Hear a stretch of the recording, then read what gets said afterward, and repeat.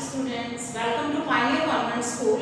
In my last video, we have started chapter 2, the end of bipolarity of political science. And in last video, we have discussed कि कैसे जो है USSR एक super power बना और उसके बाद धीरे धीरे करके जो है बहुत सारी कंट्रीज जो उसके कंट्रोल में थी, जिनकी इकोनॉमिक और पॉलिटिकल सारे डिसीजंस यूएसएसआर ले रहा था, वो कैसे यूएसएसआर से डिसइंटीग्रेट हो गई. Today we will discuss why did the Soviet Union disintegrate, क्या रीजन से जिसकी वजह से एक सुपर पावर जो एक लॉन्ग पीरियड तक बहुत सारे कंट्रीज के ऊपर कंट्रोल कर रहा है और वो धीरे धीरे करके कंट्रीज उससे अलग हो रही हैं, डिसइंटीग्रेट हो रहा है वो. तो बहुत सारे इसके रीजंस हैं. First of all, shortage of consumer goods कि वी हैव अर्लियर डिस्कस कि सोवियत यूनियन ने जो है अफगानिस्तान के ऊपर इन्वेड किया और 10 इयर्स तक लॉन्ग वॉर चला और उस यूएसएसआर का पूरा फोकस ही उस युद्ध के ऊपर रहा. तो उसका रिजल्ट क्या हुआ कि उनके अपने ही नेशन में कंज्यूमर गुड्स की शॉर्टेज हो गई. इससे पहले तो वो लोगों को हर चीज जो है बिल्कुल रीजनेबल प्राइस पे मिल रही थी और उनका एक मिनिमम लिविंग स्टैंडर्ड फिक्स था, यानी बिल्कुल भी पॉवर्टी नहीं थी, कोई अनएम्प्लॉयमेंट नहीं था. लेकिन अब क्या सिचुएशन हो गई कि वहाँ पर उनको जो बेसिक कंज्यूमर गुड्स हैं, ब्रेड, रोटी, उनकी भी वहाँ पर शॉर्टेज हो गई. सेकेंड, इकोनॉमिक स्टेगनेशन की अर्थव्यवस्था जो है सुधरने की बजाय, आगे और अच्छी इम्प्रूव होने की बजाय स्टेगनेंट हो गई, यानी अर्थव्यवस्था ठहर गई. Next, internal weakness of Soviet political institutions कि जो उनके अपने ही नेशन में बहुत सारे पॉलिटिकल इंस्टीट्यूशन थे, जो कम्युनिस्ट पार्टी थी, वो विद इन द पार्टी जो है उनके आपस में कन्फ्लिक्ट्स हो गए और उनके झगड़े इतने बढ़ गए कि वो पार्टी बहुत वीक हो गई. Next, ordinary citizens has known about the western life. इससे पहले यूएसएसआर के लोगों को यूएस के लोगों के लाइफस्टाइल के बारे में बिल्कुल भी पता नहीं था कि वहाँ पर कितनी मॉडर्न लाइफ है, लोगों का लिविंग स्टैंडर्ड कैसा है. अब धीरे धीरे करके वो जान गए थे कि कहीं ना कहीं वेस्टर्न ब्लॉक जो है वो हमारे से बहुत आगे है और हम उनसे बहुत पीछे हैं. Resources were spent in nuclear and military. उनके अपने नेशन में जहाँ बहुत सारे कंज्यूमर गुड्स प्रोड्यूस हो रहे थे, नो डाउट, बट वो क्वालिटी वाइज जो है काफी पीछे था यूएस से. साथ ही साथ यूएसएसआर का जो मेन फोकस था वो था न्यूक्लियर पावर को ज्यादा से ज्यादा इकट्ठा करने में, यानी अपने रिसोर्सेज और अपनी मनी को स्पेंड कर रहा था अपनी मिलिट्री पे और न्यूक्लियर पावर पे. स्लो रेट ऑफ गॉर्बाचेव रिफॉर्म्स की कम्युनिस्ट पार्टी के जो जनरल सेक्रेटरी थे मिखाइल गोर्बाचेव, उन्होंने रिफॉर्म्स तो इंट्रोड्यूस किए कि हम अपने यूएसएसआर को जो है बहुत अच्छा कर देंगे, पहले से लोगों की कंडीशंस बहुत अच्छी हो जाएंगी, बट उन रिफॉर्म्स का जो बहुत ज़्यादा स्लो रेट था, यानी कि बहुत जल्दी कुछ सुधार होता हुआ लोगों को नजर नहीं आ रहा था. तो लोग जो है ज़्यादा लंबे समय तक वेट नहीं कर पाए और उसका रिजल्ट ये हुआ कि यूएसएसआर डिसइंटीग्रेट हो गया. यानी मोर देन 70 इयर्स जो है वो बहुत सारी कंट्रीज को अपने अंडर में चला रहा था, सिर्फ यही सारे डिसीजंस ले रहा था, उनकी पॉलिटिकल इकोनॉमिक कंडीशंस के सारे फैसले यूएसएसआर ही कर रहा था. और अब ऐसी सिचुएशन आ गई थी कि धीरे धीरे करके कंट्रीज जो हैं अपने डेमोक्रेटिक होती जा रही थी और कैपिटलिज्म को अडॉप्ट कर रही थी.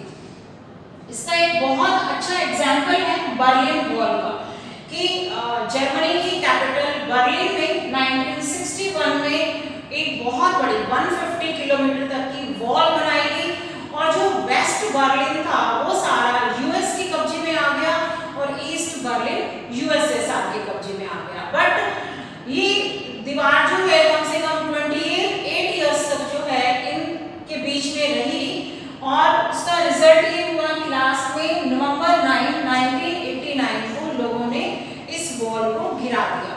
इस वॉल को जो है आयरन कर्टन के नाम से भी जानते हैं और इस वॉल को गिराने का मेन रीजन यही था कि जो वेस्टर्न बर्लिन के लोग थे, अब उनको पता चल गया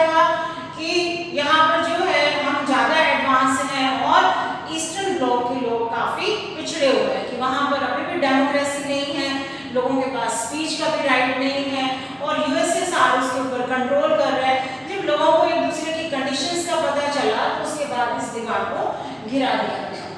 नाउ कॉन्सिक्वेंसेस ऑफ डिसइंटीग्रेशन, कि ये जो यूएसएसआर का डिसइंटीग्रेशन हुआ इसके क्या परिणाम निकले। First, the cold end of cold war, कि सेकेंड वर्ल्ड वॉर के बाद जो कोल्ड वॉर स्टार्ट हुआ, अब जो है 1991 में यूएसएसआर के डिसइंटीग्रेशन के बाद वो शीत युद्ध समाप्त हो गया। Second, US became the sole super power, कि अभी तक तो टू सुपर पावर्स थी, यूएस एंड यूएसएसआर। अब यूएसएसआर का तो डिसइंटीग्रेशन हो गया, तो उसके बाद एक अकेला यूएस ही सुपर पावर के रूप में रह गया। Next, capitalism became dominant all over the world, कि जो यूएसएसआर में सोशलिज्म था उसका एंड हो गया और अब पूरे वर्ल्ड के ऊपर कैपिटलिज्म सिस्टम ने डोमिनेट करना स्टार्ट कर दिया। एंड ऑफ सोवियत ब्लॉक, ये जो कम्युनिस्ट ब्लॉक था, सोवियत ब्लॉक था, सिंगल पार्टी सिस्टम था, कोई डेमोक्रेसी नहीं थी, तो इसका एंड हो गया। नेक्स्ट, लिबरल डेमोक्रेसी इमर्ज, अब बहुत सारी कंट्रीज में डेमोक्रेसी आ गई, लोगों के पास जो है वोटिंग राइट्स आ गए। नेक्स्ट जो है उनको गवर्नमेंट के अगेंस्ट में अपने व्यूज एक्सप्रेस करने का भी राइट मिल गया। तो धीरे धीरे करके जो है बहुत सारी कंट्रीज में बहुत इकोनॉमिकली और पॉलिटिकल लेवल पर काफी इंप्रूवमेंट्स हुई। नेक्स्ट जो हमारा टॉपिक है that is shock therapy. Shock and therapy दोनों ही ऑपोजिशन मीनिंग के वर्ड्स हैं। शॉक मीन्स कि किसी को हार्म पहुंचाना, आघात पहुंचाना, और थेरेपी मीन्स उसका उपचार करना। कि जैसे यूएसएसआर डिसइंटीग्रेट हुआ, लोगों को बहुत परेशानियां उठानी पड़ी, तो उसके बाद जो है उनकी प्रॉब्लम सॉल्व करने का कुछ नया मेथड ढूंढा गया कि कैसे जो है सारे लोगों की प्रॉब्लम सॉल्व की जाए। क्योंकि अभी तक वहाँ पर कम्युनिस्ट पार्टी थी, अब इन आज़ाद कंट्रीज में रिपब्लिक और डेमोक्रेसी, इसके साथ साथ जो है वहाँ पर लोगों के पास अब बोलने के लिए सारे राइट्स आ गए थे और कैपिटलिज्म सिस्टम को अडॉप्ट किया। तो बहुत लंबे समय के स्ट्रगल के बाद धीरे धीरे करके जो है लोगों की सारी प्रॉब्लम्स जो है वो सॉल्व हो पाई। Shock therapy, what is shock therapy? Shock therapy is a painful process of transition from an authoritarian socialist system to a democratic capitalist system, कि अभी तक वहां पे कौन सा सिस्टम था? Communist system.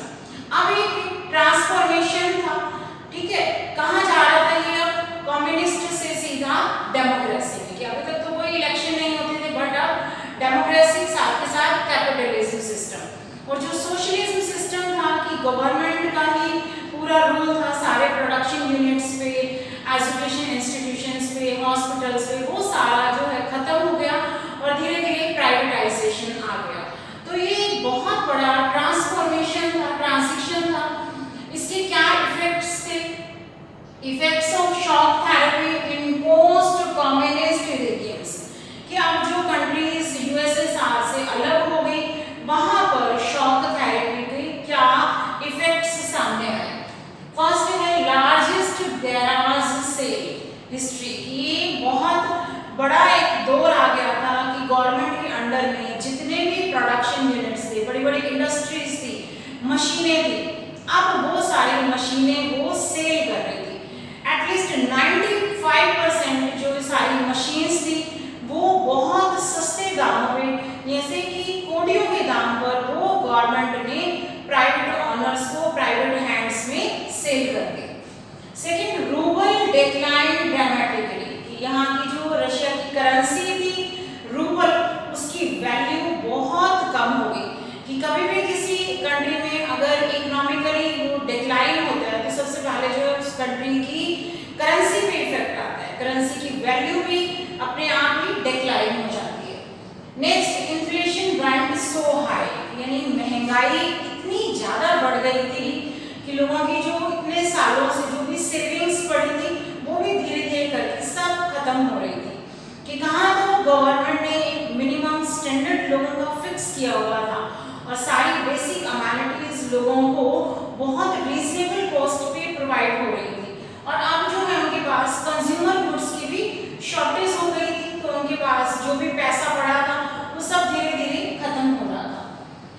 रशियन जीडीपी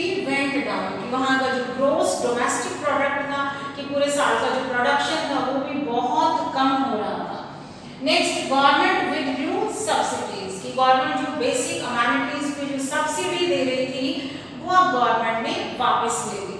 अब वही चीजें उनको बहुत हाई कॉस्ट पे मिल रही थी। Mafia emerge and controlled economic activities, कि जैसे ही प्राइवेटाइजेशन आया तो जितने भी रिच पीपल थे उन्होंने फटाफट जो है सारी बड़ी बड़ी इंडस्ट्रीज परचेज कर ली, साथ के साथ जो लैंड थी, जमीन थी, वो भी उन्होंने खरीदनी शुरू कर दी। तो बहुत ज़्यादा करप्शन भी बढ़ गया, साथ के साथ क्राइम्स भी बढ़ गए और एक माफिया वर्ड सामने। Disparity between rich and poor increased, कि जो रिच और पुअर का गैप था वो बहुत वाइडन हो गया। कि इससे पहले तो गवर्नमेंट ने मिनिमम लिविंग स्टैंडर्ड लोगों का फिक्स किया हुआ था कि कोई भी बिलो पॉवर्टी लाइन नहीं था, लेकिन अब गरीब लोग बहुत सारे थे कि जिनके पास जो है कंज्यूमर गुड्स को भी खरीदने के पैसे नहीं थे। Next, Russian banks and financial institutions were bankrupt, कि बहुत सारे बैंक्स और फाइनेंशियल इंस्टीट्यूशंस जो हैं वो बैंकक्रप्ट हो गए, यानी उनको दिवाला लग गया। उनके बैंक के पास भी जो पैसा था वो बिल्कुल खत्म हो गया, वो बिल्कुल बंद होने की कगार पर आ गए। तो ये इतने सारे इफेक्ट्स जो हैं वो शॉक थेरेपी के लिए बहुत सारी कंट्रीज को, जो भी पोस्ट कम्युनिस्ट रेजिम्स थी, उनको फेस करनी पड़ी।